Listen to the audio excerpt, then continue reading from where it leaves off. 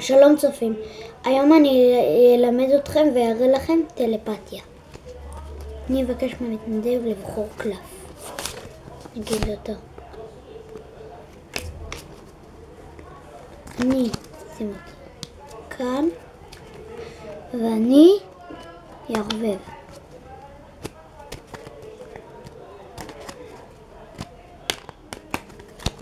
אני אעבור קלף קלף.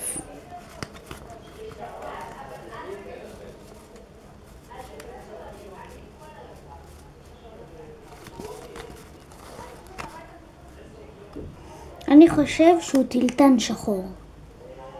2 טילטן שחור. איך עושים את זה? אנחנו מבקשים מהמתנדב לבחור קלף. אוקיי, נגיד אותו.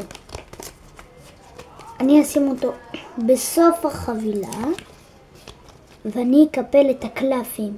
ברגע שאני מקפל אותם, אני רואה מה הקלף. 4 עלי שחור.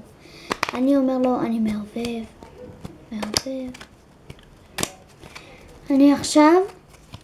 אני אומר לו, תחשוב על הקלף טוב טוב.